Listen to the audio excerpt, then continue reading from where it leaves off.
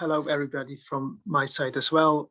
As Randolph said, my name is Gerhard Schnieder. I'm the director of the Institute for International Management at Loughborough University in London.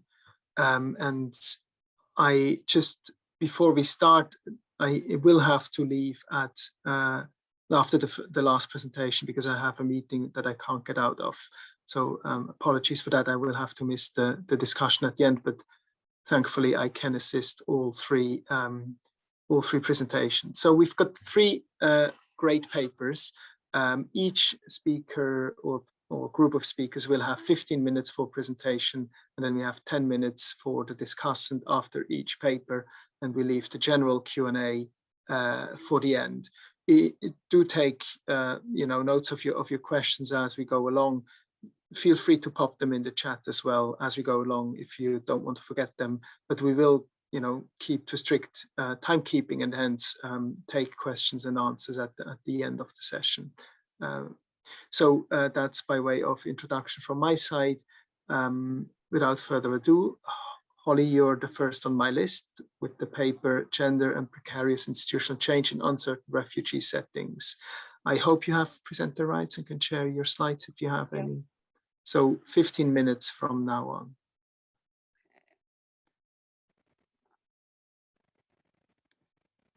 Okay, good morning, everyone. I hope you can see my slides. Great. So good morning to everyone from Nairobi in Kenya. My name is Holly Ritchie, and I'm actually a research fellow at ISS Erasmus University in Holland. My research actually takes a very special focus on looking at gender and institutional change in more what I call fragile or uncertain settings. So I spent 10 years in the context of Afghanistan, where I did my PhD research, and the last 7 years here in East Africa. Today I'm presenting a paper which I've entitled Gender and Precarious Institutional Change in Uncertain Refugee Settings, the Role and Limits of Women's Groups in Institutional Entrepreneurship. So a quick overview, I will draw attention a little bit to the theoretical background to the paper, and then come on to the actual research cases that I draw upon here in Kenya and in the context of Jordan with Syrian refugees. Then I would touch a little bit on the discussion in the paper and analysis, and finally some insights, if I have time, for gender and institutional change and inclusion in these more fragile, extreme settings. So starting with a little bit on the theoretical background, of course, understanding institutions and their dynamics is critical to understanding gender and inclusion in local economic development. And in more, let's say, developing contexts, informal institutions really shape and guide economic behavior. And this may be particularly true for women's economic choices, opportunities, for example, the type of work they're engaged in, the scope of that work, the nature of that work. Now, at a local level, communities are deemed to play a very strong role in norm development, so influencing the buy-in of those norms, the scope, their enforcement and acceptance by local leaders, by the communities themselves. Jens Beckert has actually highlighted 3 factors that might actually contribute to the eventual stabilization, if you like, of institutions, including the scope of habits, or let's say the strength of habits, legitimacy, so how much they're endorsed, accepted locally, and power dynamics, so sort of political dynamics in those communities. Building on Ostrom's work, there have been papers that have actually looked at notions of institutional resilience and vulnerability, really trying to dig deeper and understand the influence of social dynamics, looking at stability from those perspectives, and actually perhaps diverse sources that might destabilize those institutions. Taking a slightly deeper look at institutional change, Hodgson's emphasized looking at the interplay between structure and agency. And Beckert actually highlighted this notion, of course, of strategic agency. And in organization studies, there's been much discussion about institutional entrepreneurs, those actors that are really dominant in, let's say, driving processes of change deliberately, and perhaps also non-deliberately too. Now, looking at the diverse interaction at a local level, so really micro-institutional change, looking at the diverse interaction of local actors may be crucial in understanding very localized institutional change, perhaps particularly in these more fragile, turbulent, and volatile settings. And I looked at that in my PhD, looking at grassroots women's entrepreneurship in Afghanistan. Now, recent research has looked more at refugee contexts, and in contexts of forced displacement, there may actually be external pressures that force a change in refugee women's norms. And here we're talking about, for example, women's public mobility, engagement in work because of a need to support their families. And there may not be such a clear process of negotiation. So really looking at these refugee settings, that's where my cases come in today. And I'm really trying to actually advance a bit of an understanding of the role of actors and local dynamics in women's institutional change processes in these settings.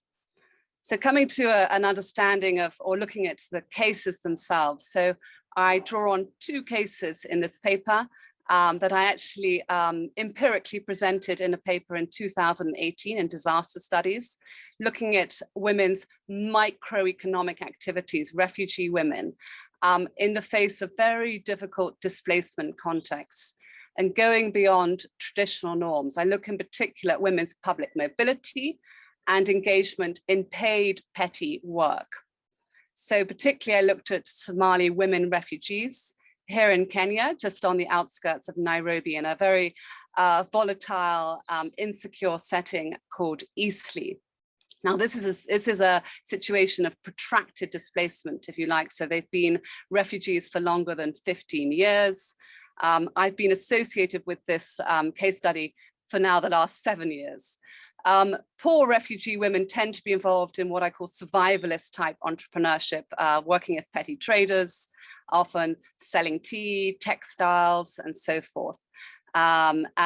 Predominantly poor refugee women are involved in those kind of activities. Yet it's very much at a subsistence level, although they are the primary breadwinners often in their families, because the men are typically absent, either because they can't find decent work locally, so they work as migrants, or because they have arrived, the women themselves, as single parent households, their husbands have died, or quite common in Somali culture is they're divorced.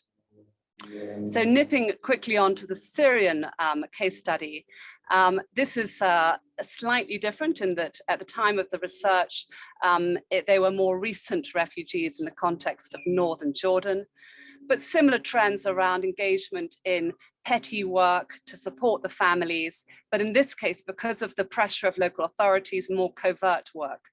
Home-based food production, but also hairdressing and other activities, very petty, small economic activities. And in both cases, there has been a need to be more publicly active, engaging in let's say, sort of micro work activities, but in both cases, various constraints on the legitimacy of that work, including as a result of pressures from local authorities, lack of permits and so forth, hostility locally, also community intimidation from the communities themselves and their own communities, because in both cases they are Islamic communities. And this goes beyond traditional norms related to women's acceptable roles at the household and community level. And this influences the nature of the economic activities. So my paper really aims to advance what I'd written about in a disasters article, which was the empirical paper around these two cases, and to take a deeper institutional lens, if you like, to looking at these change dynamics. So in both cases, these new social norms, so related to women's public mobility and women's work norms, were deemed tentative because of pressures around a lack of acceptance by the community and a lack of negotiation, if you like. So drawing on some of the literature around the way that norms are stabilized. And then also a lack of support from local authorities. So that's undermining public confidence in those norms. And this impacts, in both cases, the stability of these new institutions, these new norms, these new habits, and also then the resilience of those norms and the institutionalization of those norms. But interestingly, when you start unpacking it further and start looking at men's own norms, what's happening there? So in my paper earlier, I drew attention to the emasculation of men without being able to be involved in decent work, without being able to be breadwinners. And this exclusion and that loss of male confidence and their traditional roles has a sort of a threatening impact to women's new institutions. And this is complicated in the Syrian case by other pressures in the family, for example, early marriage and remarriage to try to support and protect women, but actually then complicating the dynamics around these new work norms and new public roles for women. So women's new evolving institutions in both cases remain vulnerable to these social dynamics, instability, and then the pressures on men's norms as well. 5 minutes left. Yeah, so in the second theme of the paper, I actually start looking at what's going on in the community in terms of the women's connections and networks. And I draw attention to the role of women's groups.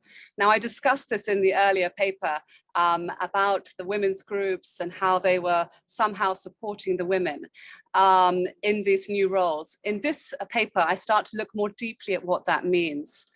So some of these women's groups actually were started, and this is particularly in the case of the Somali refugees in Eastleigh in Nairobi, were started by NGOs, but they appear to gain cultural traction from Somali-owned culture in terms of their own traditional gatherings and so forth. Now, these groups have actually acted as what I call institutional entrepreneurs, in the sense that they're sort of like giving sort of collective agency to the new practices, endorsing the new practices, the work norms of public mobility. And some of the leaders within the groups in this Somali refugee women's groups here in Nairobi actually draw on religious ideology to further encourage the women in their work, drawing attention, for example, to the role of Khadija, Muhammad's wife from the Quran, who was a businesswoman. So creating these supporting narratives around women's roles and work, and even trying to encourage women to improve their Islamic practices to gain local respect for the work that they're doing.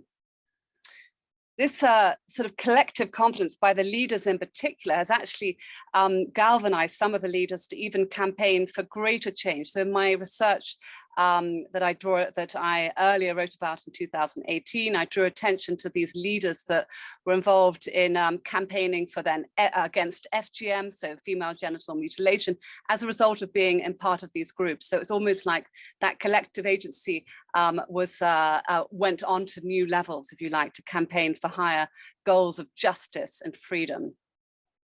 Yet on both fronts, the groups and these new social aspirations or advocacy are threatened by the environment itself. So the environment is very transient here in Nairobi. Certainly until the pandemic, a lot of women's leaders were being lost to asylums. They got finally granted asylum elsewhere, in a way threatening all the gains around the groups themselves, and then that sort of collective agency around the new norms and practices. So in the last few minutes, just drawing attention to what does this mean for institutional change in fragile settings?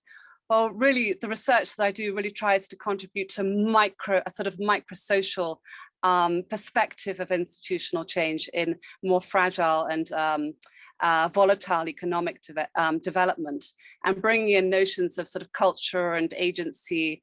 In this paper, I highlight how institutional change remains effectively uncertain in these settings, particularly in these two cases, and that reduces the resilience of the institutions themselves. I've drawn attention to the role of civil society groups, so local structures that can actually provide some kind of support structures for these new institutions. But I also highlighted just at the end about the limitations to those groups. Some of the leaders were finally seeking asylum elsewhere, and so in a sense the temporariness of that collective agency. And then finally, of course, in terms of inclusion, all of this, when you think about what is the sort of greater picture around looking at gender and institutional change, in my case, we're really looking at inclusion in social and economic development. So it really it emphasizes the importance of gender-sensitive policy and programming for refugees, and to really look more closely at the sustainability of new practices, and to better understand that sort of social and institutional environment on women's practices in particular, and not discounting or not overlooking what's going on with refugee men. So I'll wrap it up there. That's at the end of what I have time for today, but thank you very much for listening. Brilliant. Thank you so much, Holly. This was right on time. Thank you for that. Elodie, over to you. You've got 10 minutes for your comments. So, Holly, if you don't mind stopping sharing your screen, because I have a few slides to share as well. Thank you very much. So thank you for a very interesting presentation and an interesting paper. So I have to start by saying that I'm an economist and I do quantitative work. So I'm coming from a very different perspective. But I really, really enjoyed the paper. So, you know, sorry, I can't change slide. Okay, here we go. So you know, it's presenting a really interesting ethnographic work, really trying to explore how institutional change happen, you know, at the micro level, as you just explained in your presentation. And so you have those two case studies that are informing, you know, your discussion of how new norms can emerge in you know, quite a uncertain setting. So. So I, you know, my comments are based on the paper more than your presentation, and there's a few things that you said in the presentation that, to some extent, are already answering some of my question. I also read your 2018 paper, which was very useful for the background. You know, the main thing I want to say is so the paper is not completely developed yet, and in particular, the discussion around the role of the women's group is a bit underdeveloped, but I really think it's a super interesting route to pursue. And you know, even though my comments are coming from a different perspective, I hope they're going to be useful in developing that section of the paper. So, you know, again, I really think that it's super important to focus on those dynamics of institutional change and understanding what's happening at the micro level and the social dynamics that can lead to institutional change. It's even more interesting for someone like me because it's typically the type of thing that is a bit of a black box for us. So we can try and measure how norms change through time, but measurement, especially if it's based on you know, trying to aggregate responses to a survey, are very imperfect. And you're in a context where you can, you know, really tease out what the norm is and how it emerged. So you know, it's a fantastic research agenda. So coming from my perspective again, you know, from someone who reads more quantitative literature, there's a lot of interesting things about war or displacement as being a shock that can lead to institutional change.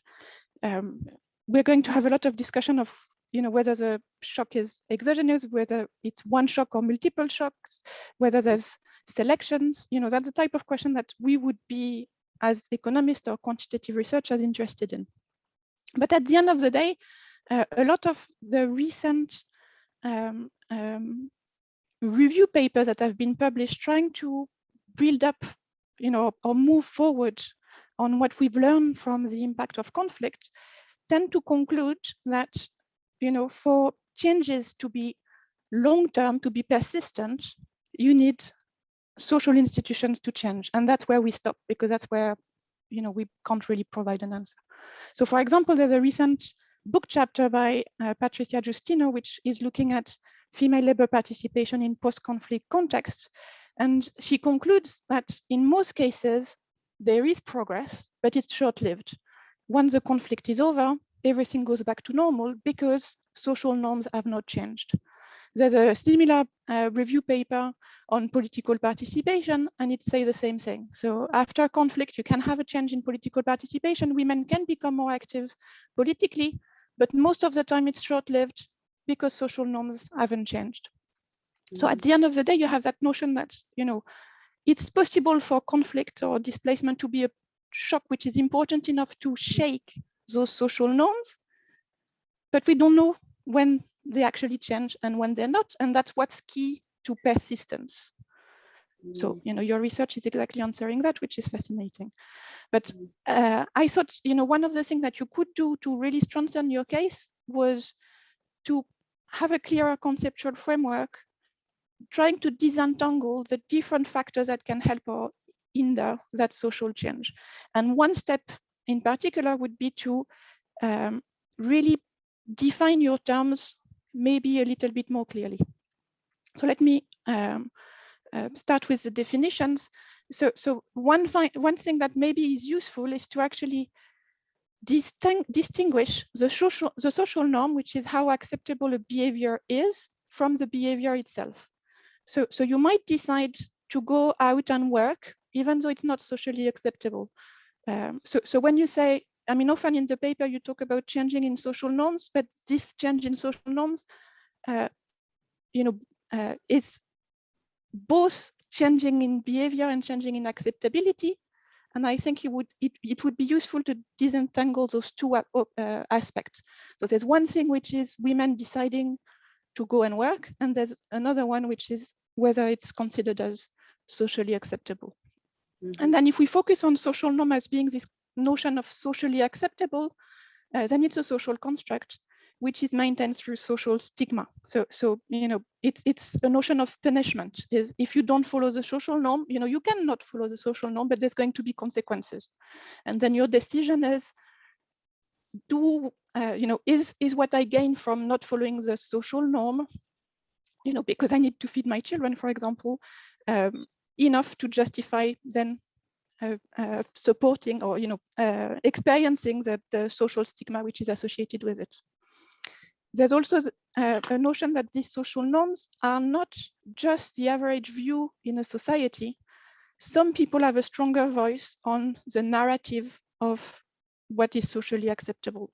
And so I've put the word gatekeepers here, but I don't think that the term that Christina Bicchieri is using, but I was looking for a term that would be generic enough to cover,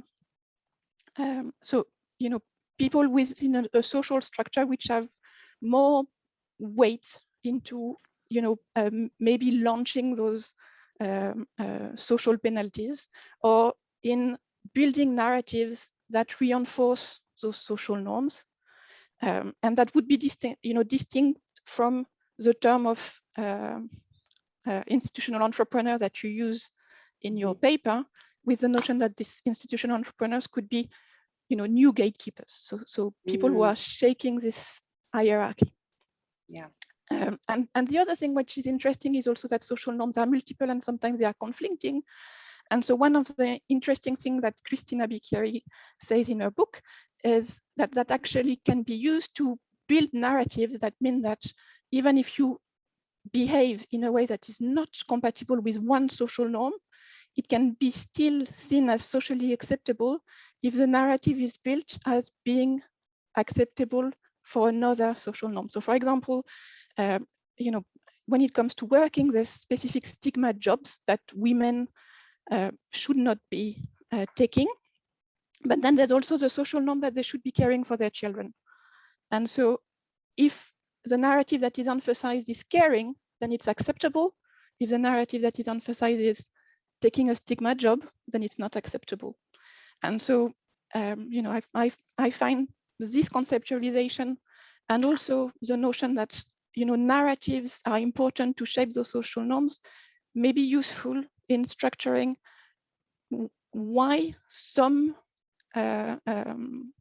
institutional entrepreneurs are going to be considered as successful and then lead to actual change in social norms or not.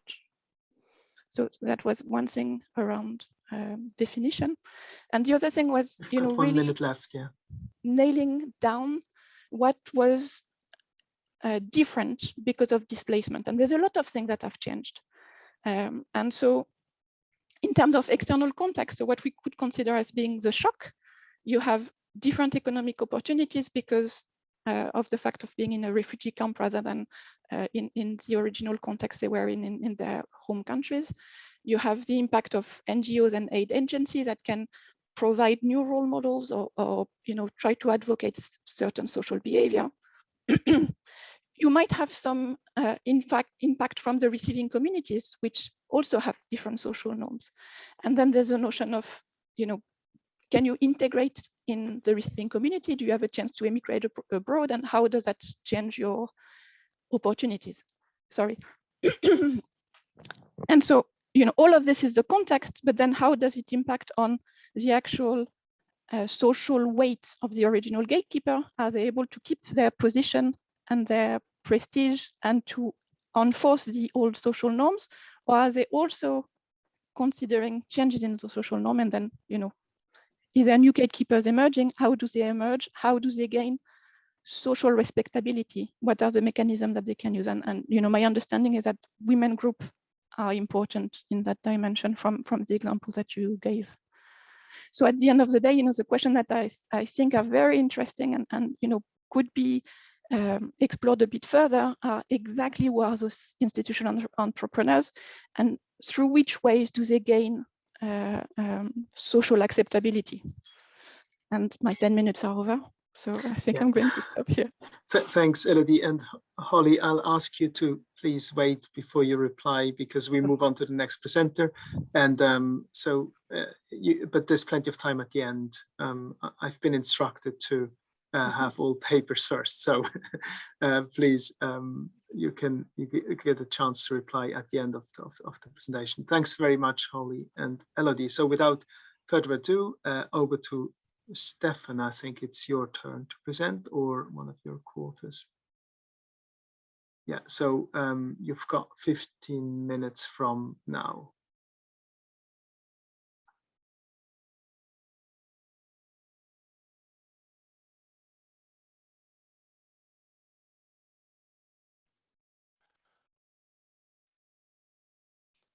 Thanks. Can you see the slides? I assume so.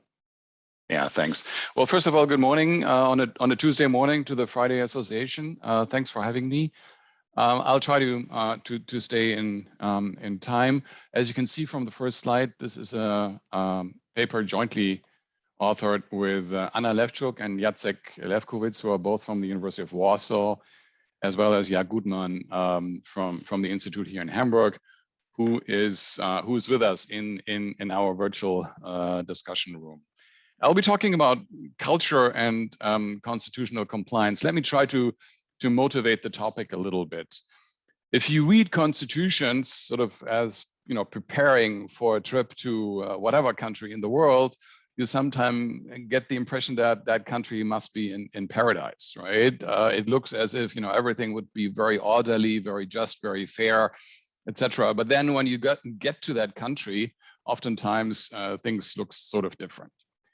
And this is essentially what we are concerned with in this paper, namely the question, what determines a high or a low correspondence between constitutional text on the one hand and constitutional reality on the other? Under what conditions are constitutional constraints likely to be enforced, and under what conditions is this unlikely to be the case? And it's amazing, this seems to be a very simple and straightforward question and also an important question, but there is very scarce evidence. There's very few empirical papers having looked at this. And actually, this is what I'm what I'm presenting this morning is part of a larger research project. And this morning I will be focusing on particular cultural traits as a potential determinant for constitutional compliance. Okay, so that's the topic. And just a quick word on related literature. Guido Tabellini has looked at what he coins generalized morality and has had a number of papers on this a number of years back, and finds that generalized morality is associated with better legal enforcement. So that's close to our topic. Then there is a number of papers by Gorodnichenko and Gérard Roland who look at individualism and find a number of effects, such as that individualism is positively correlated with a country's level of democracy. A slightly different take is a paper by Law and Versteeg, who have looked at the degree to which constitutions are being complied with. So in a sense, this is closest to what we are doing. We're just looking at more potential determinants of this compliance or non-compliance between text and reality. So let me just sort of sketch 3 or 4 theoretical predictions what one could expect to have an influence on the degree to which constitutions are being complied with. So following Tabellini, one could assume that if there is a higher degree of generalized morality among society, that this could lead to a higher degree of constitutional compliance. So what is, or how does Tabellini define generalized morality? Here is a cite from one of his papers. He says that it's connected to a set of basic rights that others should not violate. So the assumption is that if everybody is sharing this idea, this notion of generalized morality, this might increase the degree to which constitutions are complied with. And second, the idea that we are all equal in the limited sense that the same principles of justice should be applied equally. So again, this could lead to a higher degree of constitutional compliance. That's the first thing we'll be looking at in a second. Then, basically, relying on Hofstede, and following Gorodnichenko and Gérard Roland, we look at individualism. So the idea that it's the individual who makes decisions, that's the individual who is responsible for the consequences of the decisions, and so on, as opposed to collectivism, where it's the we, it's the loyalty to the group, etc. And in order for individualist societies to basically enable everybody to make his or her own choices, general rules, constitutional rules better be complied with. So it could be that higher degrees of individualism are associated with higher degrees of constitutional compliance. That is the second idea. Moving on to the third one, and also relying on these Hofstede variables, he has this factor called power distance. So in which he deals with the degree to which people accept hierarchical orders. I accept that somebody is above me, that somebody gives me orders, and that I better follow them. And our assumption is that if that is the case, then there is a lower likelihood of citizens basically opposing governments that do not comply with constitutional constraints. Okay, they overstep the constraints, but if I simply believe in whatever the legitimacy of hierarchy, and I accept sort of authoritarian structures, well, that should make it easier for governments to overstep constitutions. So we basically expect a negative relationship between the prevalence of power distance in society and the degree to which constitutions are being complied with. Then the last 2 ideas would be this is also from Hofstede, long-term orientation, and in a number of recent papers among economists, patience and long-term orientation has been found to have a very important effect on economic development. So here the question is, would that also be impacting on constitutional compliance? And lastly, we sort of sneak in as a slightly different take sort of on culture, that we look at Muslim societies. And the idea here is that in Islam, it's basically the Sharia, which is or the Quran, and the Sharia, which are the constitution of Muslim majority societies. So worldly constitution might not be deemed to be as important, which might increase the likelihood that they're not being complied with. So that is basically our setup. Now I think I have like 7 or 8 minutes left to have a quick look at the results. Before getting there, let me sort of introduce you to our dependent variable. So we've recently produced what we call a constitutional compliance data set, which combines basically data from the Comparative Constitutions Project. Some of you might be familiar with this, almost 700 different variables over basically all nation state constitutions ever since 1787, and basically recorded on an annual basis. So this is our de jure database. That's where we draw information from regarding the de jure part of constitutional rules. And then on the other hand, there is this huge project from the varieties of democracy people in Gothenburg, where they look at the degree to which constitutional rules are being complied with. And basically we match the two data sets to come up with a de jure de facto indicator, okay? And what we will be looking at this paper are basically 4 dimensions or 4 areas of a possible de jure de facto gap, namely property rights and the rule of law, political rights, civil liberties, and basic rights. And then we also aggregate all 4 dimensions into a single indicator, sort of to give you a first take on our results. Just one little remark. We assume that a de jure de facto gap only exists or can only exist if a constitution of a particular country in a particular year promises something with regard to the rule of law, political rights, civil liberties. Okay, so if a constitution doesn't promise freedom of expression, then if there is no freedom of expression, we do not code that as a de jure de facto gap. Okay, because so in other words, the benchmark is not a general benchmark. The benchmark is basically created by each and every individual country depending on the text of its own constitution. Okay, so we really measure the implementation on the basis of the individual promises made by in a specific constitution by a specific country. Okay, and now let's have a quick look at the results.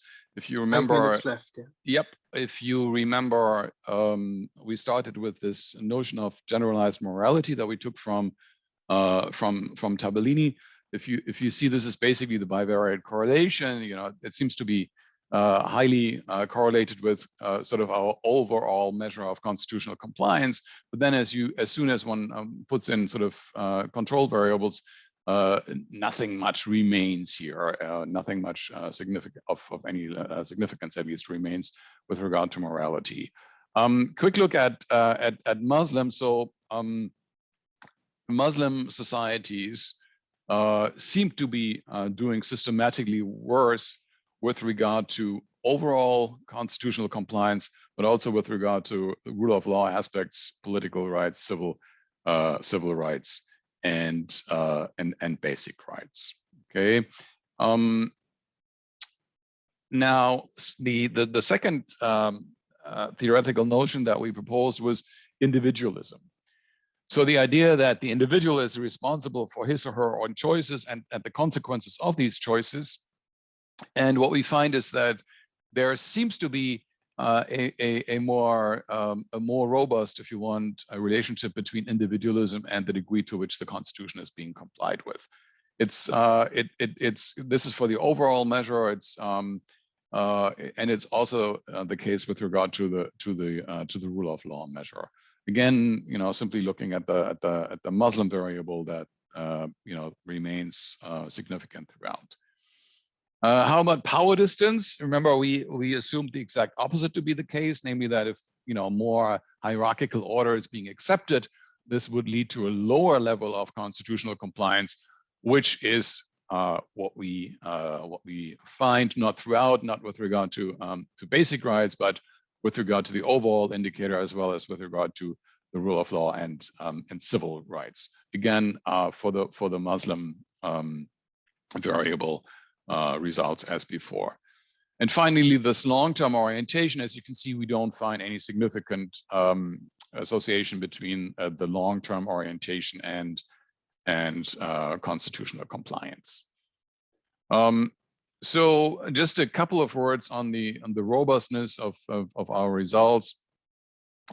We also controlled for democracy as a potential transmission channel. We used an alternative dependent variable. VDEM has a variable that asks for the degree to which the executive respects the Constitution. So it's a very broad general variable, same results.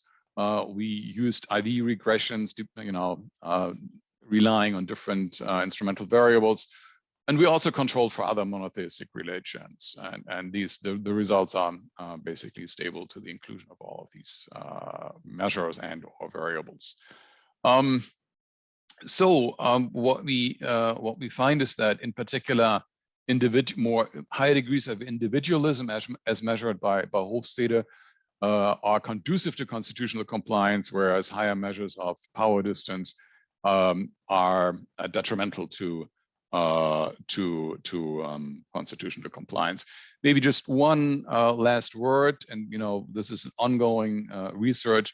Now, for me, it seems that the next step to ask is, why is it that some societies choose constitutions that don't seem to be in compliance with their own culture? I mean, why would a society decide to go for aspects in the Constitution that are not that are basically not based on its own culture? In other words, here are questions such as imposed constitutions, influenced by international organizations, etc., might come in, but we haven't looked at this in this paper. This is future work, and yeah, that's it for now, I guess. Many thanks for your attention. Brilliant. That's right on time, Stefan. Thank you so much. Can I turn to Ole, who I think is discussed on this paper, right? Yes. Over to you for 10 minutes. Yeah. Great. Thank you. So I guess you'll have to stop screen sharing. Yeah, I'm trying hard to find where it is. I think it's in the top right is in red. At the top of the screen, it should be in red, something like stop sharing on the top, not on the bottom. There we go. Okay. Yep. Sorry about that. Thanks. No problem. Right. So let me see if I can share here.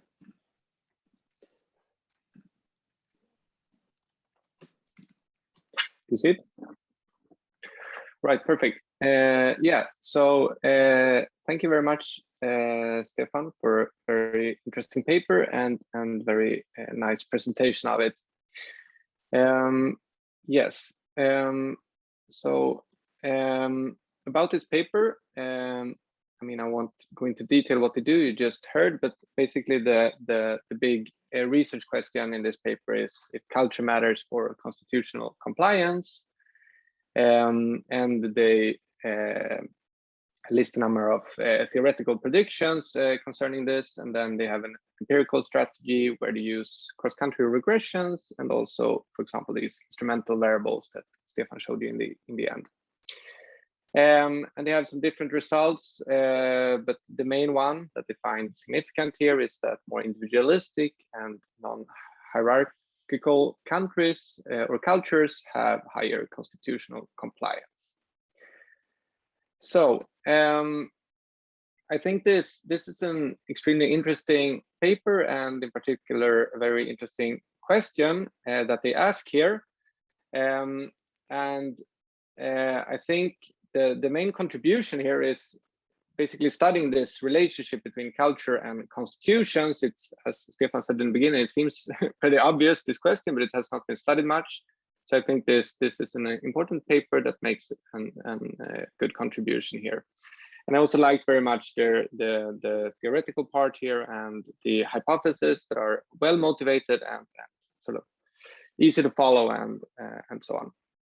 So my main comments here regarding this paper will be regarding the empirical strategy that they use, and also some, in the end, I will have some comments on the framing and content of the paper, how it's structured.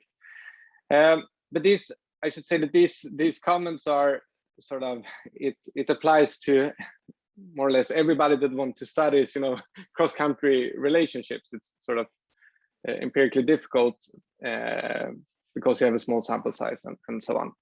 But still, I think it's important to discuss those. So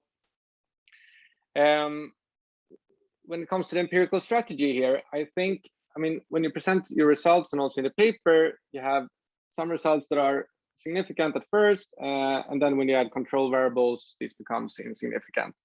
And this, I think, you could discuss a bit more in detail in the paper. So do you think the reason for this is that there is no relationship? Is this sort of a robust null result, or is it, might it be that that you add bad controls that sort of explains these results? That would be interesting to have a discussion on. Also, I think, of course, the reverse causality here is also interesting. I mean, you have your IV results to sort of deal with this in one sense, and I think, I mean, the assumption here that the culture is very persistent, so it would be that affects the constitution and so on. It's of course also sort of well motivated, but I mean, it also seems plausible that, so you have a culture, it affects the constitutional compliance, but then this in turn in the long run can also affect the culture again, I guess. So I mean, this potential dynamic relationship is also something that I think would be interesting to hear your thoughts about or have a discussion on in the paper. Then a lot of the independent variables used here are these Hofstede indices, and I mean, they are used a lot, and I think these are good measures, but there's quite big literature discussing these measures and comparing them to alternative measures, and I think most of these find that they correlate very well with alternative measures, for example, of individualism and so on. So in that sense, you could quite easily also use some alternative measures, and most likely they will not affect your results, but I think it would be nice to see some robustness on that as well. And when it comes to the instrumental variables here, so there's some, I don't know if you've seen it, but there's some new research here on instrumental variables. So I mean, you present your F statistics here, and you say mostly they look quite good. There's a new paper, I can send you the reference later if you want, but that I think argues that you need an F statistic above 100 or something like that. So the sort of the limit has been extended here, and I think that you could still be fine. I think you just need to adjust your standard errors if it's lower than that. So it's not something that will sort of kill your results, but it could be a good thing to add also. Then of course the question here is also about the sample size, and here, I mean, I don't have any good suggestions really how to deal with this and if you should, but I mean, the sort of best papers that are convincing, at least empirically, looking on these kind of questions might use some natural experiment or use larger variations. I mean, and I don't think it should change your main paper, but if you have if you could use something of that to add as a further analysis, I think that would be extremely interesting. So, for example, if you have, you know, when there's some change in states, so you have a separation or a combination of states, it would be interesting. Then you might have, so let's say you have unification and you have two different countries that have different cultures, and then they get the same constitution. How would that look like? So, I mean, I'm not sure you can find any good examples here, but it's worth thinking about, and it would be extremely nice if you can find something. And then I was also thinking about this. I mean, it's a bit problematic, I guess, since it's the country's constitution you look on.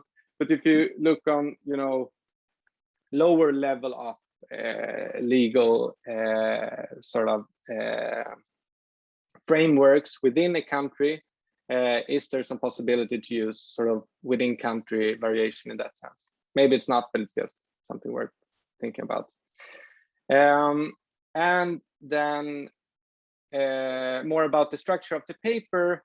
So I think it's well structured, it's easy to follow. What I think would be nice would be to have some, you know, descriptions in the beginning of the paper. I understand now that this the measures that you use as your dependent variables here, you present them probably in some other paper. But I think, you know, showing some map of this to see which countries belong where would be a nice thing. I mean, some of your results you could probably also show in a scatter plot or something, just to make the paper a bit more, I don't know, so some variation in the paper compared to just the table results. There's also some new papers, I don't know if you've seen them, related to individualism. For example, there's a paper that came out in Econometrica last year by Bazzi and co-authors that looked on the expansion of the US border in relation to individualism.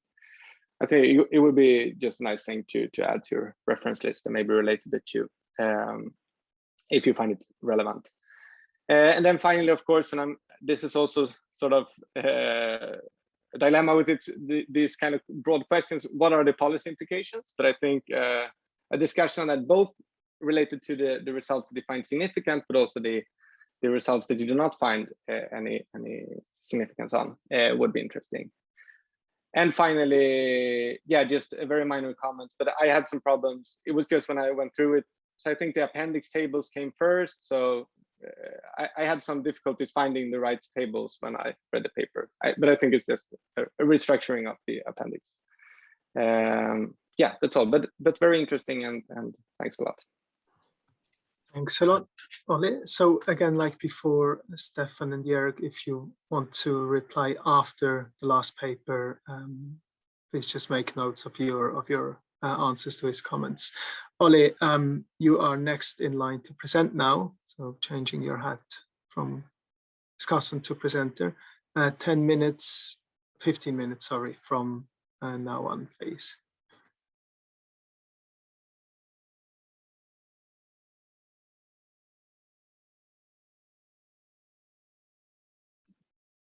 Let me just change the slides.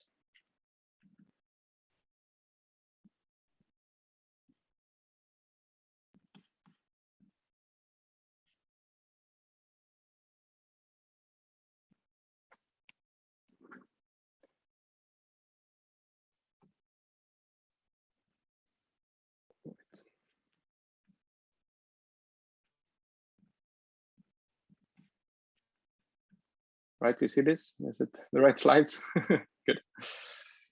All right. Yeah, so I'm going to present my paper here on the cultural assimilation of individualism and preferences for redistribution.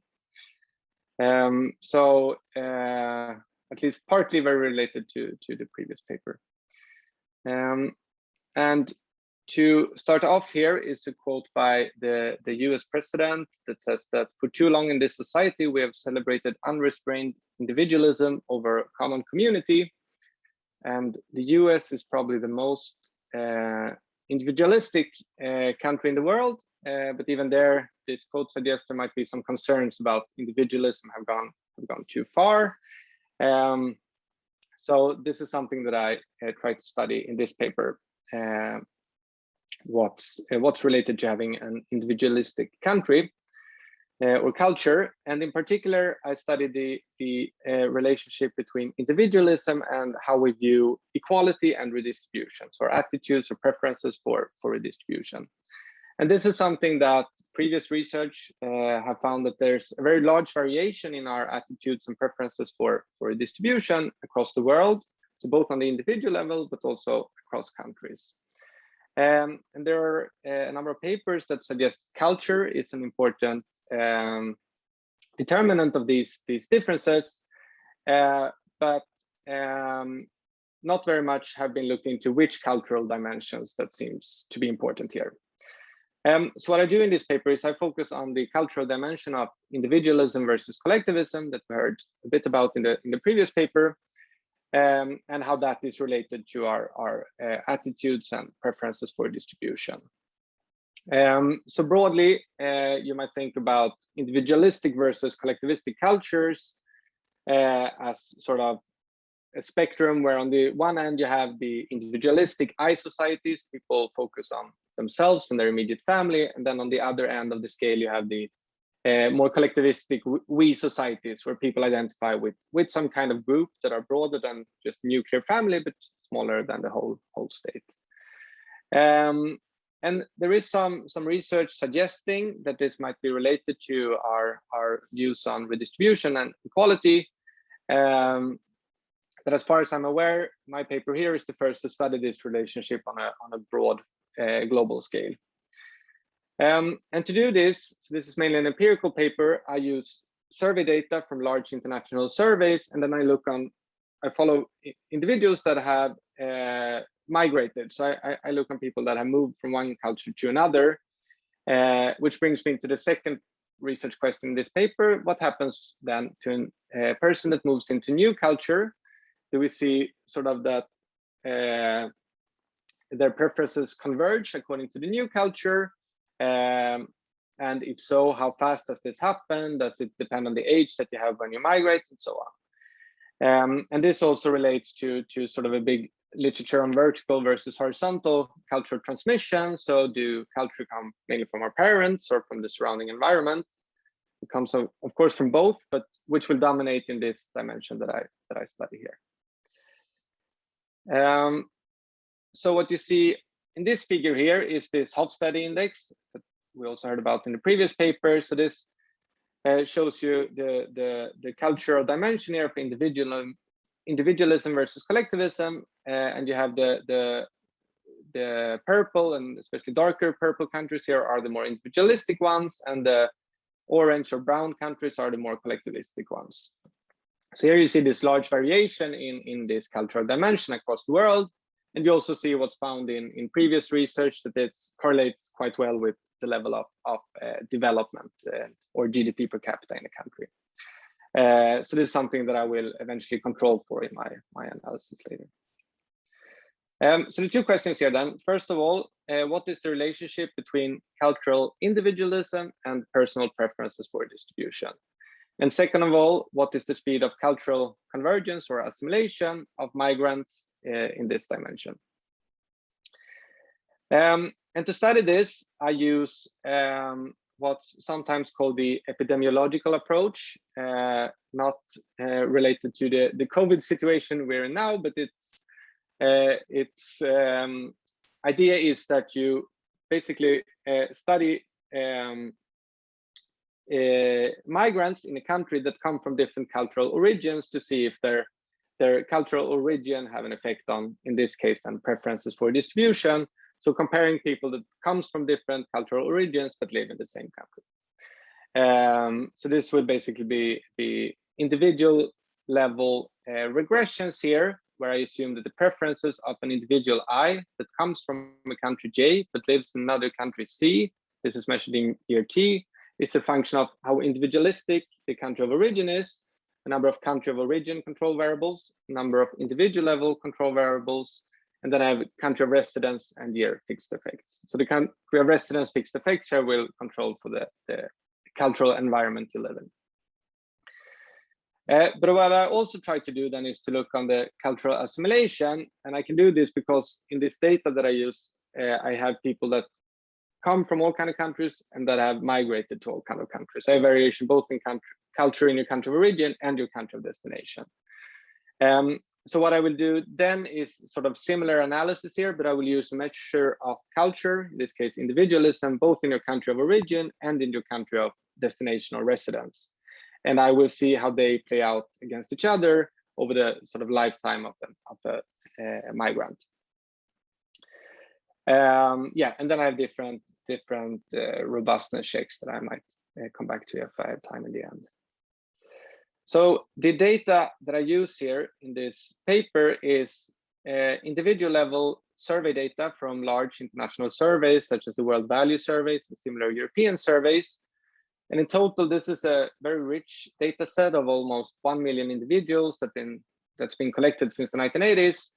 But most of my sample here will focus on the migrants. So this is a sample of 60,000 migrants, and this is available in these data since the early 2000s.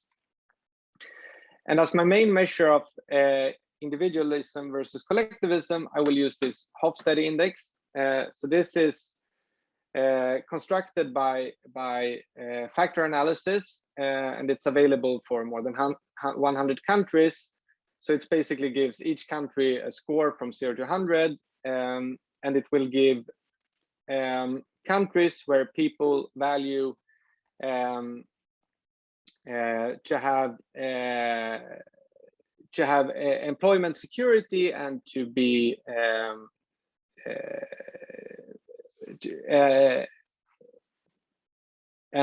respected by family and friends, higher as more collectivistic countries. But what I also do is I will use this survey data that I have to try to reconstruct this individual level, this individualism index on the individual level as sort of a robustness check later. But my main measure will use this Hofstede index as it is constructed. And as my main dependent variable here, I will use sort of stated preferences or attitudes for a distribution. So this is basically how people in these surveys answer these two questions. So first of all, if they think that income should be made more equal, or that we need larger income differences as incentives, which people answer on a 10-point scale. And the second question is, to what extent do you agree with this statement that the government should take measures to reduce income differences? Yes, and these maps here shows you the sample in this data that I use. So the upper blue map here is the countries of origin of the individuals that I use in these data. So you see that basically this will include people that come from all over the world. The lower green map here shows you the countries of destination. So you see that there's quite large variation in also the countries of destination in this data, but there's sort of an overrepresentation of people that have migrated into Europe and parts of Asia, for example. So this figure here shows you the raw correlation here. So this is the individual level data, but it's binned in the scatter plot. And what you see is basically that people that comes from more individualistic countries have on average lower preferences for distribution. And the magnitude here is basically, if you compare an individual that comes from an extremely individualistic country here to someone that comes from an extremely collectivistic country, the difference is sort of 10 percentage points. So on this 10-point scale, in terms of your preference for distribution, it's 1 point lower. And this is just the core. You've got 5 minutes left. Yeah, thank you. So this is just the raw correlation here, but it's also the results that are confirmed in the regressions. So what you see here in the first one is not using this epidemiological approach. It's using the broader sample. So it shows you that this relationship is not something that's only there for sort of migrants. But in the second and third column here, I also use this country of residence fixed effects, and you see that the results are negative and robust. So people from more individualistic countries have on average lower preferences for distribution. And the difference here is that I add more controls on the country of origin level in the third one. But what I do next is I try to separate this sample into different definitions of having another culture than the country you live in.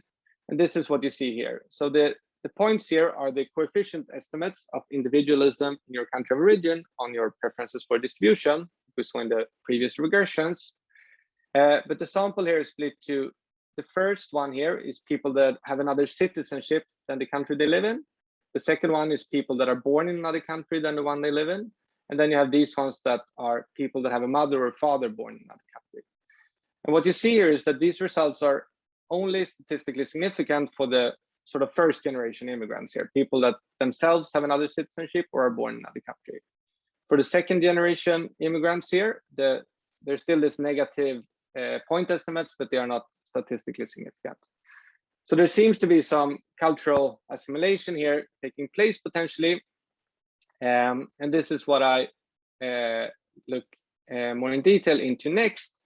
So what I do then is I have the same kind of regressions as before, but I use this individualism measure, the Hofstad index, both in your country of origin and your country of destination. And then I split the sample into how large share of your life you lived in the new country relative to your country of origin. So in the left figure here, you see the impact then of the culture in your country of origin on your preferences for distribution. So you see that this is significant for people that lived a relatively short period of time in their new country, so less than 1/3 of their current life. Then you still have a significant effect of the culture in your country of origin. When you lived basically as long in your new country as you did in your country of origin, then it becomes marginally insignificant. And then for people that lived a relatively long period of time in the new country, the impact of the cultural origin is insignificant. And on the right-hand figure, you see the same thing, but instead the impact of the culture in your country of destination or country of residence. So you see for people that's relatively newly arrived in their new country, the culture in that country has no statistically significant effect on their preference for distribution. But then the longer you live, the stronger this impact becomes. And this figure here then finally is showing you the same kind of analysis, but instead splitting the sample into the age that you had when you migrated. So I mean, these results are sort of suggestive. It's not clear that you can separate these from each other, but there seems to be potentially some kind of cutoff here around age 10. So people that were younger than that when they migrated, the impact of your cultural origin are not statistically significant, and then for people that were older when they migrated, it's marginally or statistically significant here.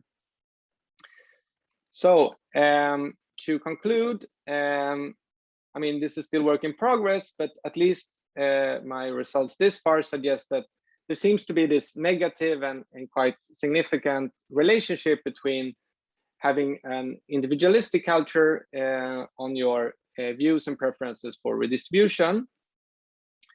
But what I also find that on the individual level, the cultural assimilation in this dimension seems to be relatively fast compared to what you find for many other dimensions. So at least here, it's fast in the sense that it seems to be some kind of convergence or assimilation happening within the first generation of migrants. And also I find no significant effect of your cultural origin here for people that were younger than 10 when they migrated.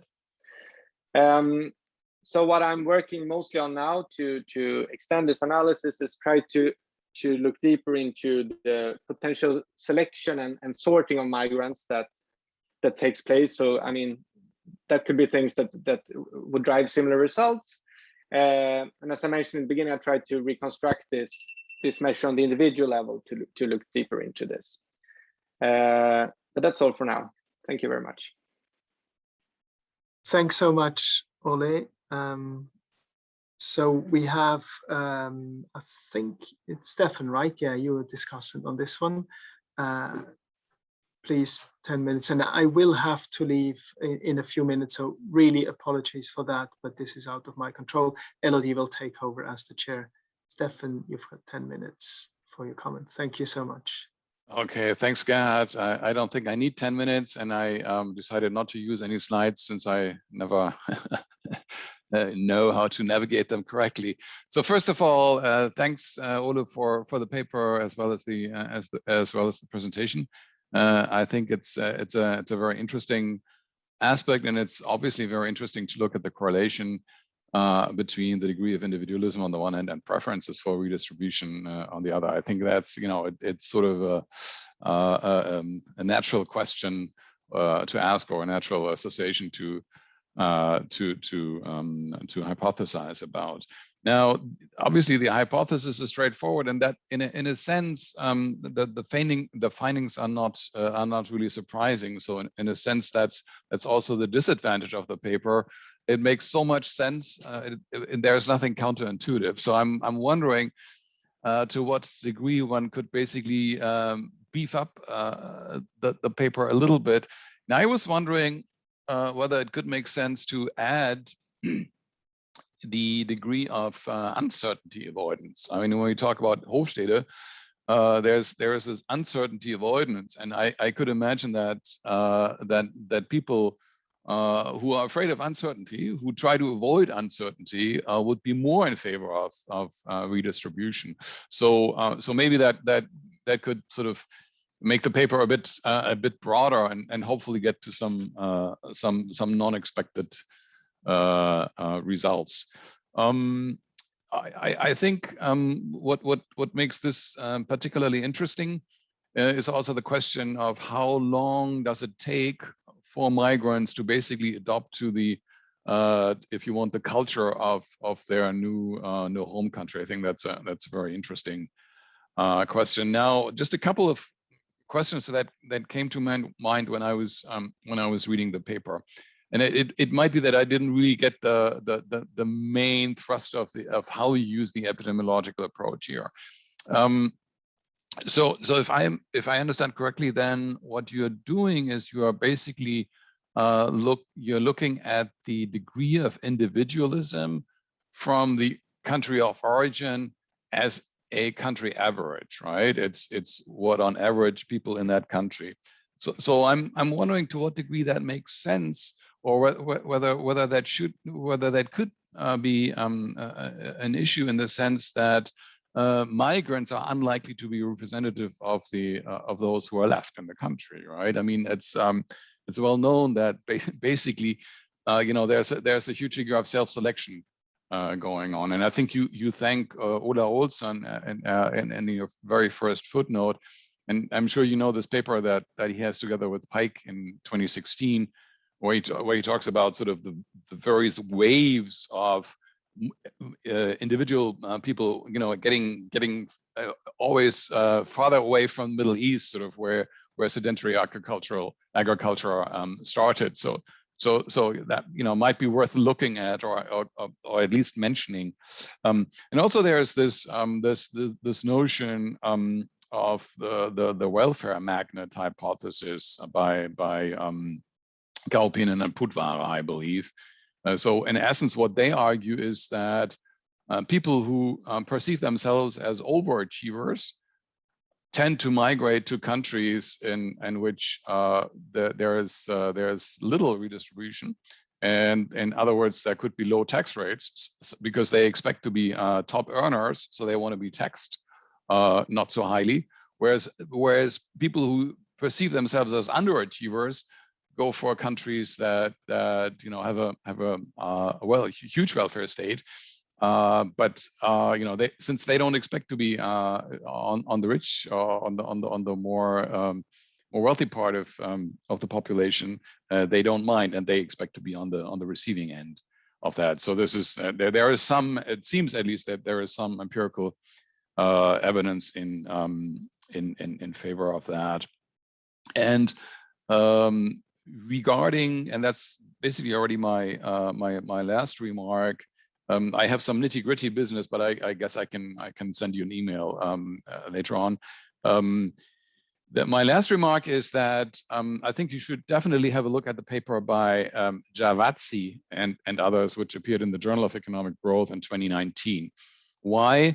In that paper, Giavazzi and co-authors basically look at persistence and evolution of cultures. And I think it's highly relevant for you. They look at a time span of 1 century, 4 generations of migrants, and they basically ask, they look at 4 groups of cultural traits. So one is the propensity to cooperate with others. The second one is attitudes towards government intervention. So that's very, very close to what you're doing. Then attitudes towards religion, and then family, and the way you raise your children. And what they find is that cooperation norms are being adopted sort of the quickest, whereas some government intervention norms are very slow to be adopted. So in other words, their findings somewhat deviate from your findings. And I think it could be interesting. It could make your paper sort of be more interesting if you discuss that a little bit. Why it is that you seem to be finding that attitudes vis-a-vis government intervention or redistribution, as you would call it, seem to be changed or adopted to the new home country fairly quickly in your paper, whereas this is exactly not what Giavazzi and others find. And yeah, thanks again for the paper. I think obviously it's very interesting, and I look forward to the discussion.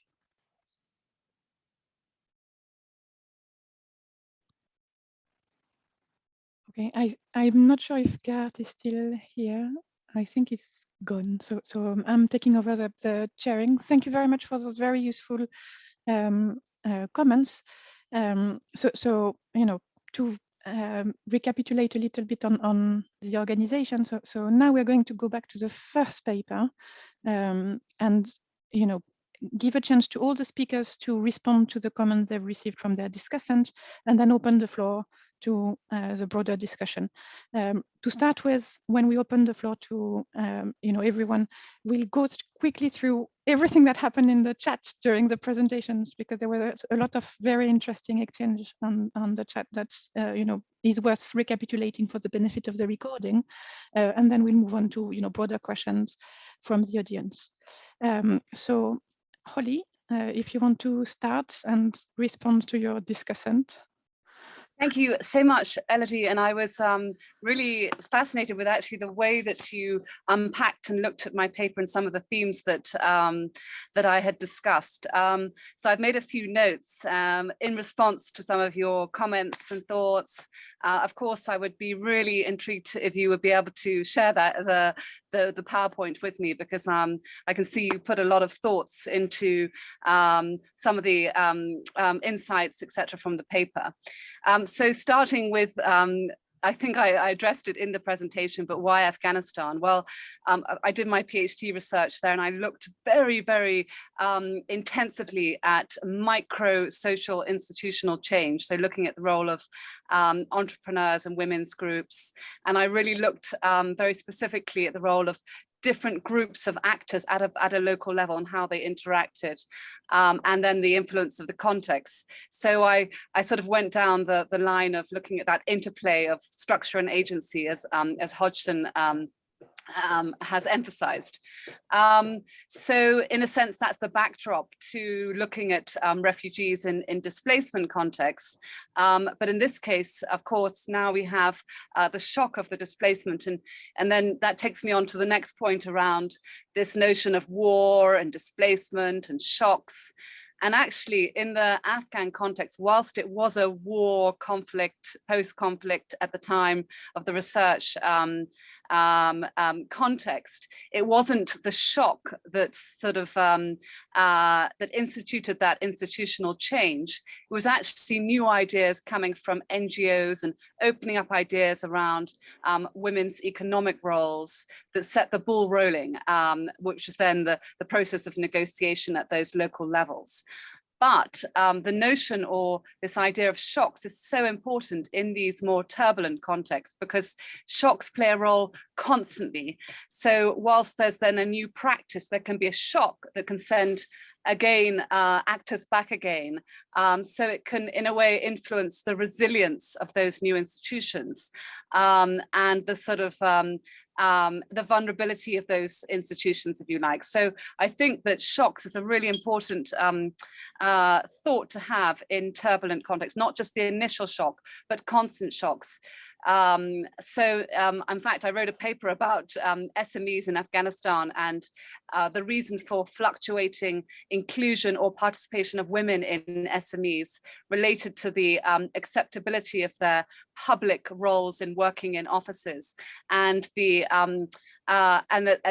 sort of support of their families. So that's something separate, but it brings into play that idea of thinking about shocks and the role of shocks.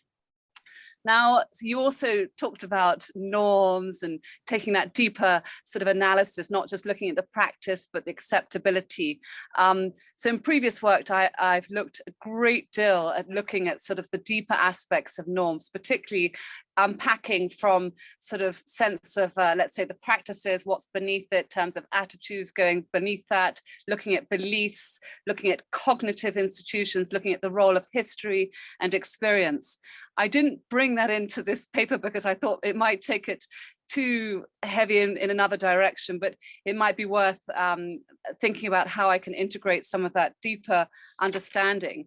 And drawing not just on sociology, so you talked a lot about Bitchery and how a lot of the work that's been done in looking at norms and enforcement and scope of norms and the role of community, but also from the development and discussions in community, there's been a lot of discussion about the role of religion and development and norms and ideologies. So, and how that shapes narratives and acceptability of new practices. So in fact, I've written previously, certainly in my PhD, a lot about that. And I talk about it in this paper, but not deeply. I mentioned in the presentation a little bit about ideology, but that's a crucial point of looking at the, in a way, the strength of those norms. And we were just hearing from the last presentation about, cultural assimilation and what makes, how do migrants take on new sort of culture, sort of integrate into cultures, and how do they take on new norms or are assimilated? Well, a great deal is that bridge between their current sort of community practices and this new environment that they find themselves in. And it's almost important to think of this sort of bridge in terms of thinking about beliefs and how their beliefs sort of, can be linked or somehow associated, because if they're very separate, that's when you have these isolated migrant communities elsewhere, because they feel, particularly the older generation, don't feel they can associate, they don't understand this, the context in which they're living. So the idea of beliefs and values is absolutely critical to understanding institutional change, resilience, stabilization, and then ultimately assimilation of groups into a new context. And then finally, so not to take up too much time, the role of, you were talking about institutional entrepreneurs and gatekeepers. I actually took a little bit out of the paper because in previous work, I coined two types of institutional entrepreneurs, if you like, from the women's groups. I talked about gatekeeper women entrepreneurs and trailblazers, and I can put a reference to that if anyone's interested to read in the chat. I published a paper on which was basically the sort of distillation of the PhD in world development, looking at this sort of role of dominant entrepreneurs and their impact on institutional pathways at a local level. So in a sense, I think I need to think for this paper what to include, what to not to include, in order not to bring in too many concepts, but really appreciate your feedback. And I hope I've made sense in my response. Yeah, thank you very much, Holly. So you know, I think you do have a lot of material, and that was quite clear from the draft. And it's really a question of structuring it and you know, identifying the main argument that you really want to emphasize. But you know, all of the aspects that I mentioned in my presentation, they were examples of it, you know, in looking at how people gain social recognition from their institutional entrepreneurship. You know, you had example of this everywhere in the paper. It was more about, you know, structuring them to clarify the links. So is there any questions from the audience? So Holly was the first presenters, and at the time the chat was still relatively quiet. So I don't know if anybody had a question that they wanted to ask. So I see Randolph has his hand raised. Is there anybody else? Because, you know, we want to give priority to the audience, maybe. Okay, so Randolph, please go ahead.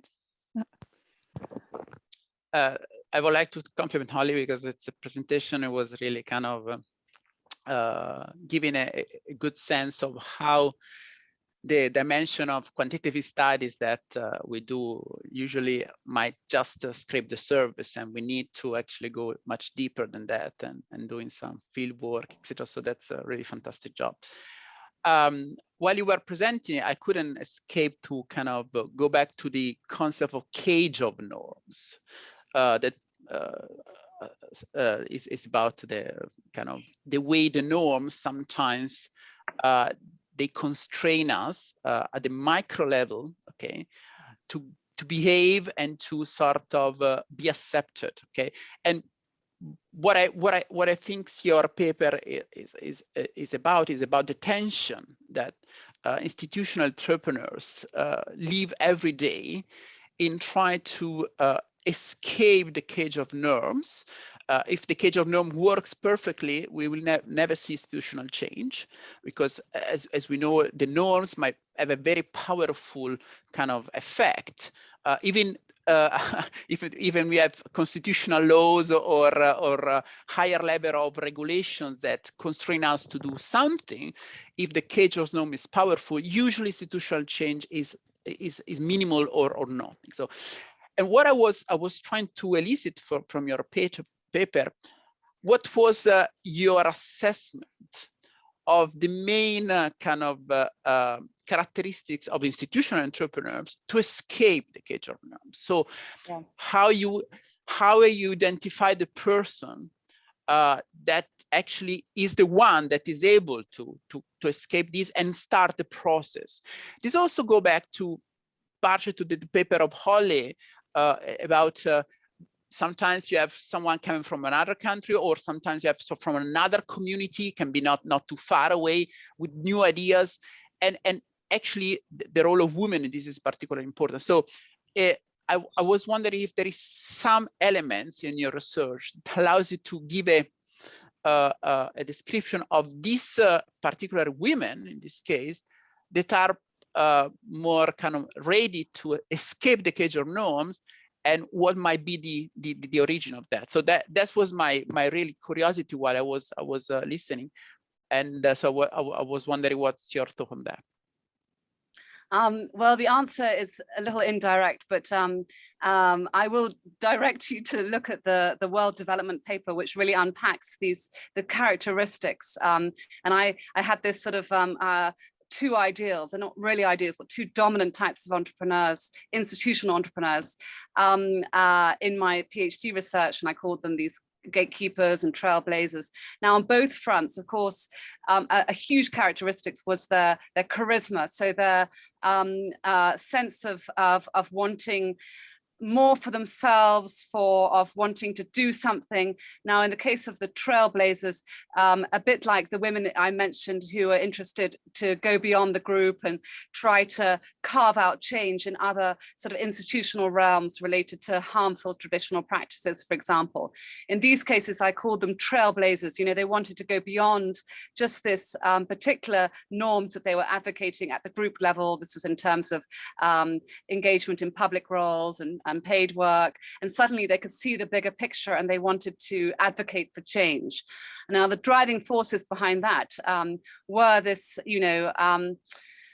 I don't know, charisma, interest in social activism, but then the sort of, the counter type of institutional entrepreneurs who were what I call the gatekeepers. Now, in my Afghan case studies, and again, they were charismatic women, but in this case, they were terrified that the power would be taken from them. So they didn't really care so much about the greater environment. They was all about growing their own sort of world.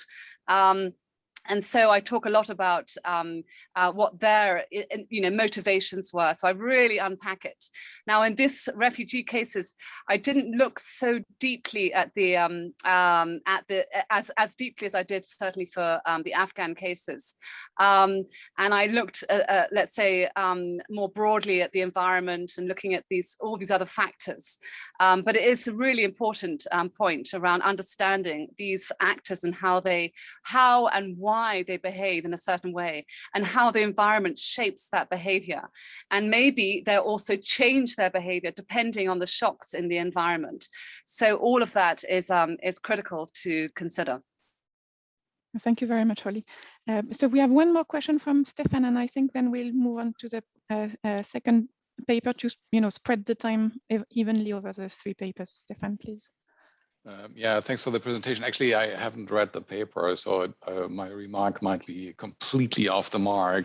But I've run some experiments with Syrian refugees in Irbid, very close to where you must have run your experiments.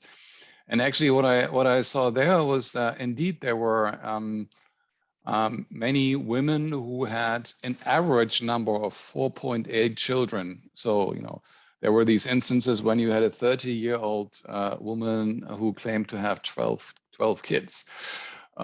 So the fascinating thing about the situation there was that many of these women were just there with their kids, but not with their husbands, because their husbands were either fighting in Syria or they had been killed in Syria.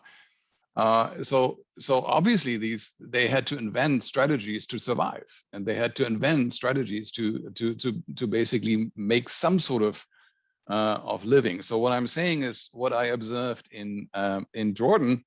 This is the north of Jordan, very close to the Syrian border, is a pure necessity. They had to become bread winners for their families, or what was left of their families, out of pure necessity. And actually, if I compare this to the history of my own country, after World War II, many German men obviously had died. Many German men were prisoners of war in the Soviet Union or elsewhere, and many German men were incapable because they were injured during the war. So in Germany, we had this phenomenon which is called Trümmerfrauen, the women who basically took away the debris and started to build up the country again.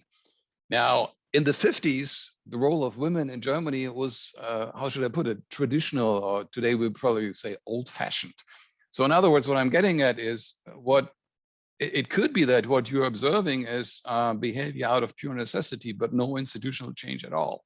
At least in Germany, the return to pre-World War II norms was very quick. And if you observe or if you watch commercials from the 50s, you say this can't be true. This is just 50 years ago. So I'm wondering to what degree you are sure that you're really talking about institutional change and not only about behavioral necessity. Yeah. Oh, it's such an important point, Stefan. Of course, it is initially, of course, the reaction to the environment in terms of the necessity. So in the forced displacement, the absolute need to support their families. And in the case of, I actually did the research in Irbid and another location. So you've got these like little sort of communities, and then you have to look not just at that let's say, the displacement context or the forced necessity to engage in economic activities. But when you think about sustainability of those activities, now, firstly, it'll be different to Germany because we're now in a case of protracted, in Syria, in Jordan too, protracted displacement. The refugees here in Kenya have been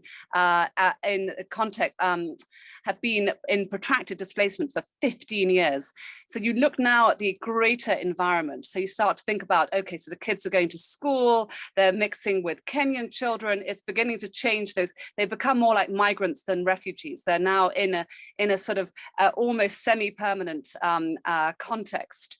But what's really important to look at, not just in terms of, okay, so to look at their own communities. So you've got the greater Kenyan or Jordanian culture and how is that impacting upon these new practices, you know, whether it's sort of opening it further and encouraging those types of new norms, but to look at their own cluster communities. And in both cases, the women had come from quite conservative, different Islamic backgrounds, both from Islamic backgrounds, but in the case of Syrian, much more peasant backgrounds, so traditional peasant. In the case of the Somali women, from actually city, urban, but quite sort of much more conservative Islamic backgrounds. So their own communities in displacement are the ones creating actually problems as well. But at the same time, you know, their children are growing up in this greater environment. So there's lots of dynamics going on there. I would not say it was it would flip back again unless you suddenly just plucked them all out and took them back and put them back in Somalia. But now you're in a new context. So it takes time, and it's just looking at all these various pressures, dynamics on the stability of these new norms. And then they've got children, you know, raising new children. So it's another generation coming up. So I would say that there's a lot of issues around resilience, stabilization, but they're not, you know, reverting back to those original contexts. Thank you very much, Holly. So I think it's now time to move on to the second paper and give a chance to Stefan to answer Ole's comment. If I can just say one thing, Holly, you have one more question in the chat if you want to address it. And also, if you could pop in your world development reference in the chat for those who are interested in reading that. Thank you. So Stefan, the floor is yours. Thanks, Elodie. So first of all, thanks very much to Ole for these insightful comments. Very helpful. Actually, well, you know, the control variables, we took care that we take truly exogenous controls. Okay, so the idea really is to have, you know, geographical controls. So in other words, this is sort of an idea to handle a number of potentially relevant econometric issues. So I don't really want to go into any of that. I think your idea of looking for a natural experiment would be very interesting. On the other hand, I'm sort of skeptical that looking at the subnational level would help a lot. If you look at the relevance of the U.S. State constitutions, and you know, potential differences in constitution compliance between, say, whatever, the state of New York and the U.S. Constitution, I don't think there should be too much variation. So I'm sort of skeptical. But the idea of a natural experiment, you know, we can think about that and you know, try to find something that could be suitable. Yeah, and then you had a couple of suggestions regarding the, you know, how to increase the readability of the paper, you know, where to put the tables, you know, have some more maps, descriptive statistics and stuff. That's all very well taken. Regarding the policy implications, now the assumption is, and you know, we have at least some arguments in that direction, that at the end of the day, what really matters is the degree to which constitutional rules are being enforced. You know, the de facto constitution is what really matters. So if you basically take an economic approach and you think about, you know, reliability of rules, reduction of uncertainty as a function of institutions, etc., then you know, wanting to have a congruence between de jure and de facto seems a laudable laudable goal. And in that sense, I think there are a couple of, there could be some policy implications in the sense that countries could be well advised to agree on constitutional rules that are in line with some of their most relevant and most basic cultural traits. And I guess we could make that more explicit in the paper. As I said, you know, sort of as a potential follow-up paper, I think it would be interesting to ask why it is that so many countries have constitutions that are basically not in line with their sort of largely invariant cultural traits. But I think that's a different paper. That's an additional paper, and actually we are sort of thinking about how to write that paper. And that's all I want to say at the moment. Maybe my co-author Jörg Gutmann, who is also in the room, wants to come in or join. Maybe we can summarize quickly what happened in the chat. Actually, I didn't have a look at it, so Jörg, you need to take over. So if I can, I think there was two main threads, you know, in the chat. There was one which was on how distinct are the different dimensions in Hofstede, and for example, whether individualism and power distance are actually distinct. So I mean, those questions were answered by your co-author in the chat, but I think it's useful to, you know, just summarize those answers for the benefits of the recording.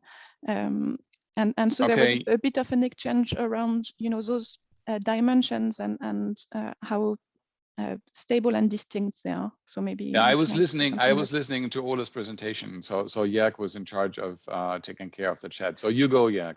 Yeah, regarding that discussion, so we have a somewhat different take on this, but I think we are interested, or we've been discussing the same issue, and that is the relationship between individualism and power distance. And Tomasz made the argument that one could think that they are somewhat representing the same cultural concept in different ways, or that these are just overlapping empirical measures. The literature that we are currently focusing on, but I'm taking note of his references, and I'm trying to improve on our argumentation there. But the literature that we've been basing our arguments on is arguing that they are rather, you could say, too closely interrelated cultural concepts, in the sense that one refers to a vertical, a hierarchical relationship, whereas the other refers to a horizontal relationship of in-group versus out-group. So that these are somewhat the same arguments, but relating to different other people, different social relationships, so to say. I've not read this 2021 study yet, which seems to be also more empirically based on finding a common denominator for these common culture indicators. And I'll have to look closer at this. So I think there are two different ways of approaching this. Either we see these as different interrelated dimensions with somewhat different theoretical meanings, but still a strong or a large conceptual overlap, or maybe they are really measuring the same thing. And I guess there are experts discussing this still, so probably will not find the answer to this, but we should take a position on it in the paper. And I think this is what we still have to decide on. But the references are really great, and I have to thank Tomasz again for providing them. So thank you. So still in the chat, you indicated that the data and the working paper version of this paper are soon going to be available on your personal website. So you know, for those watching the recording, watch out for this.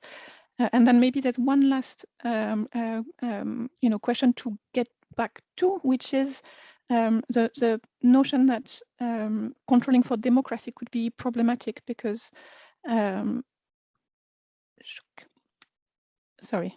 constitutional compliance could be actually quite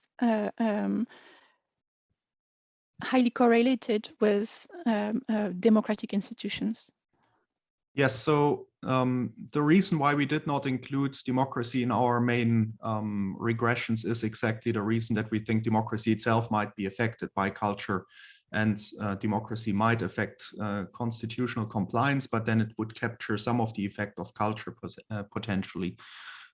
So what we did is we only used it in additional regressions, saw it as a sort of taking into account a potential transmission channel, and we used a very narrow indicator of democracy that really leaves out all the institutional constraints, checks and balances, rule of law aspects, and only focuses on electoral constraints, only focuses on whether there is electoral accountability. So this is data by Björnsko and Rode, published last year in the Review of International Organizations. It's a very narrow indicator that builds on previous work by Jay Boop and co-authors.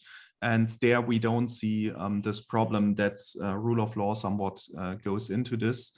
The idea is simply when we include this democracy indicator, we still find statistically significant effects of culture, but they become smaller in size, indicating that some of the effect might be transmitted via democracy, but there still seems to be an independent effect that remains. Thank you. Right. So thank you very much. So just to finish with the chat, I think the rest of the comments were very much about, definition of culture and indicators of culture. I think we've covered, enough aspects of this now, but there's some interesting reference in the chat again for those who are interested. So I'm going to then ask. So I see that Randolph and Thomas have their hand raised. So I'm just going to put an end to the discussion on that paper once we've got those two questions so that we can move on to the last paper.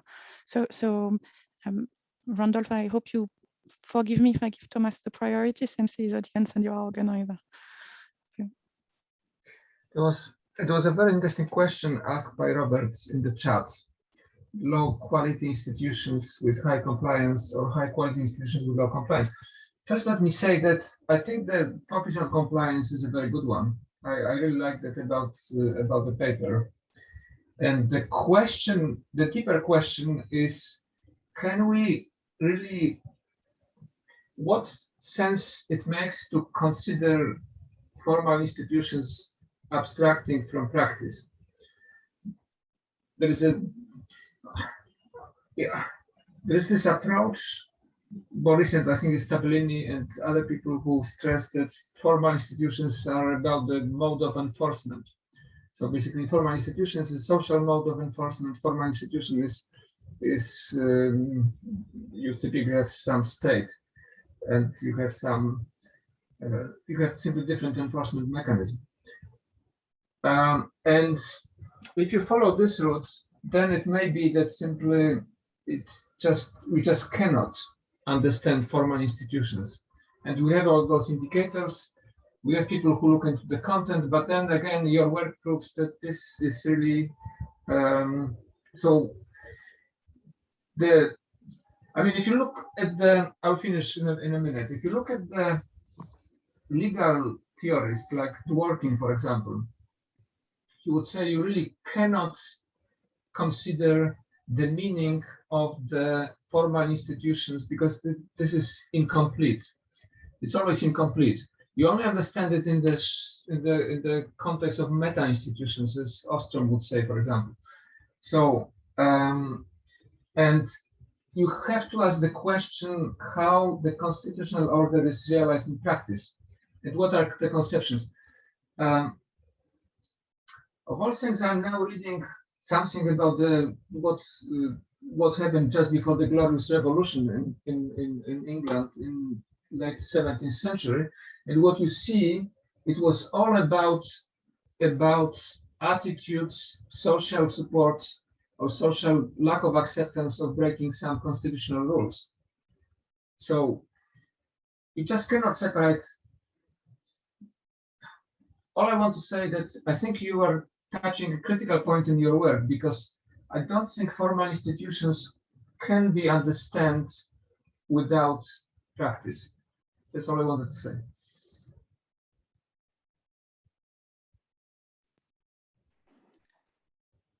Do you want me to come in directly, or do you want to collect questions? So maybe we can collect just for the benefit of time. So Right. Randolph, you lowered your hand. So maybe I can ask Jakob Jordan to go with Jakob. I'm writing also in the chat. So if there is time, I'm happy, but give Jakob, absolutely. I was just listening to conversation. My name is Jakob Jordan. I'm from Utrecht University.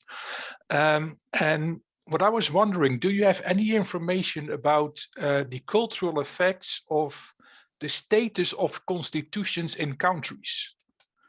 Because, for instance, I did a lot of work in Latin America, and there you have this very formalized constitutional regulations, but in that culture, nobody pays attention to the constitution, to put it a bit boldly.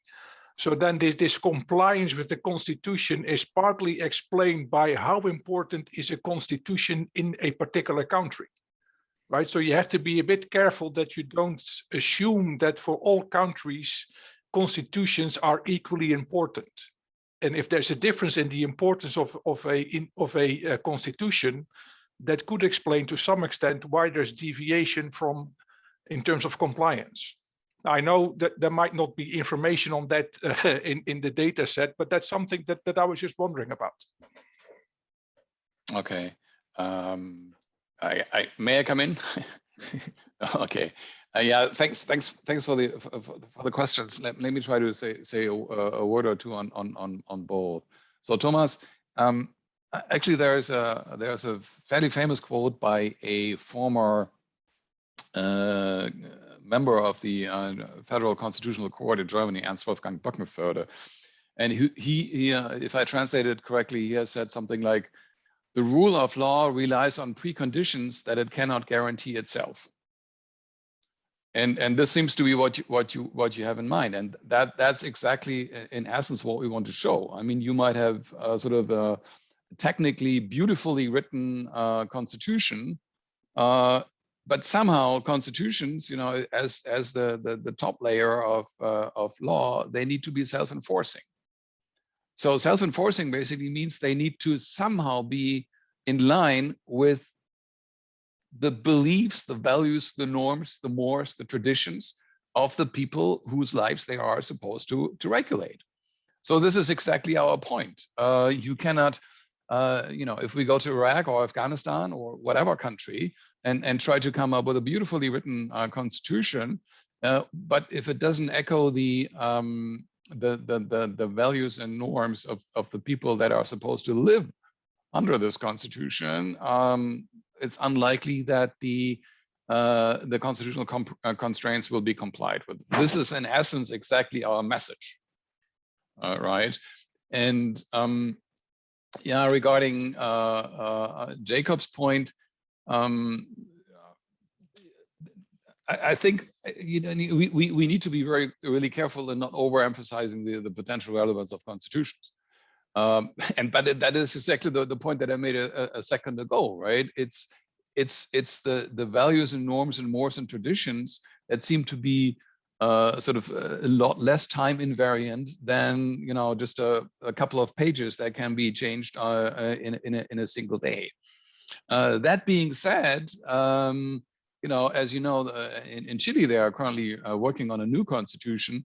And my hunch is that there are many groups in that country who take that deliberation process very, very seriously. I mean, they have had this constitutional assembly for a couple of months now. And there are so many civil society organizations, NGOs that are involved in all of these discussions. I have the impression that at least in this country, this is taken very seriously. And just one last word: we are currently running what I think is a really interesting study on MTurk. So we are running it in very many countries. We'll basically take the pandemic as an advantage, in the sense that basically all countries in the world are hit by this pandemic, and we basically ask people to tell us whether they are in favor of a couple of policy tools such as mask wearing, lockdowns, travel restrictions, etc. And then we basically confront them with the possibility that these might not be in line with the Constitution. And then we finally confront them with the information that they are not constitutional. And then we basically are interested in the percentage of people that change their minds. Given the information that something is not in line with the Constitution, would they be willing to say, well, then we don't do it because the Constitution is important. And I cannot give you any of the cross-country results yet, but in a sense we see that no matter where we look, if we give them this additional piece of information, the level of acceptance or the level of being in favor of these means goes down no matter where you look. So in a sense that is whatever small an indicator that constitutions are taken somewhat seriously all over the place. Okay, thank you very much for those interesting responses. And also thanks again to Jag, who has answered a few additional comments that popped up in the chat. So great teamwork there.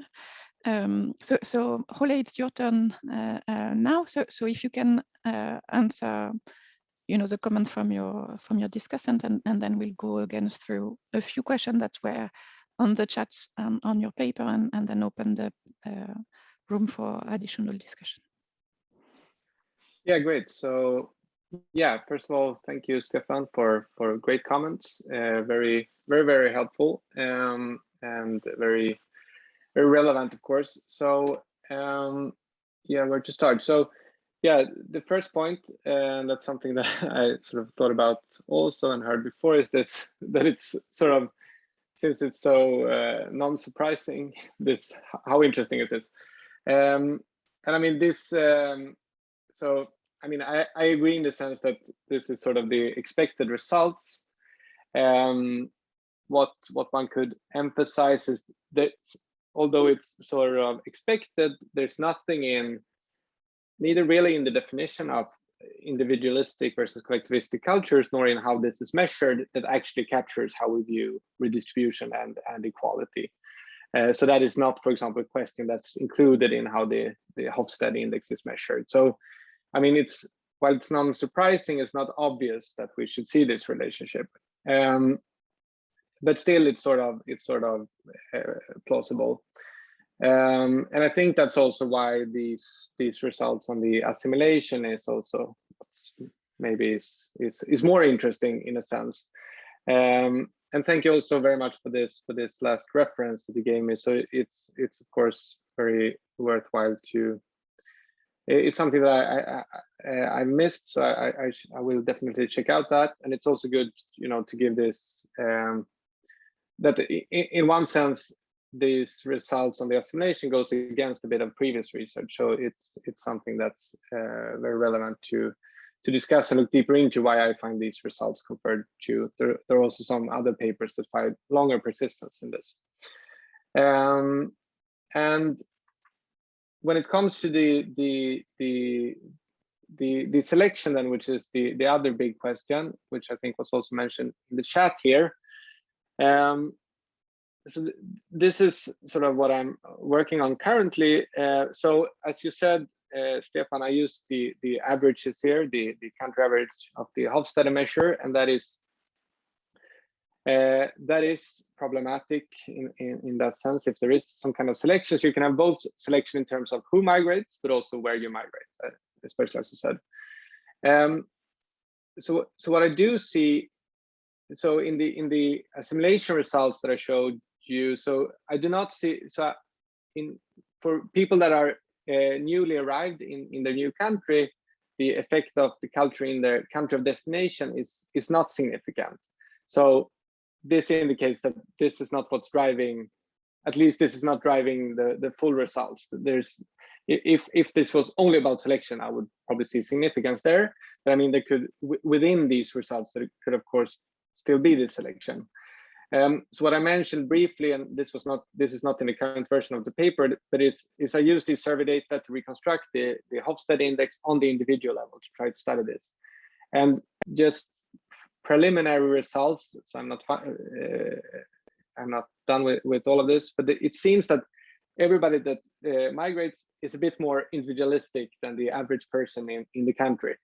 But what seems to be the case is this is the case both for people that migrate from relatively individualistic and from relatively collectivistic countries. So I used difference here, so that there will still be a difference here, which is sort of nice. But I still need to confirm these results.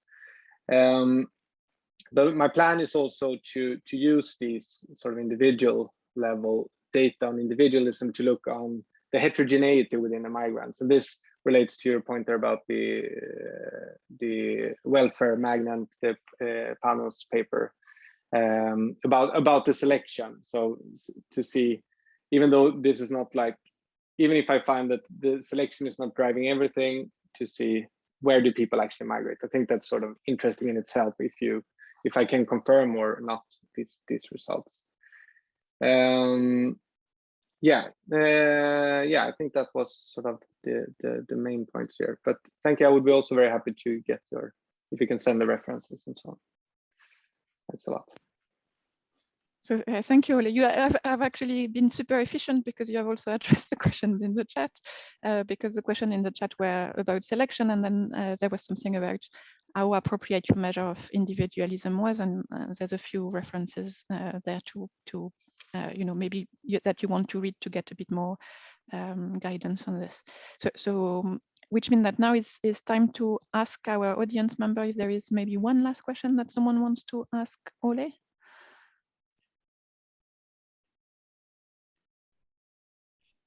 And if not, it means that we're going to finish right on time. But please, don't be shy if you have a question. All right, so I'll take it that Ole has been so efficient in his answer that he has addressed any remaining issues. So I'm just going to pop something in the chat.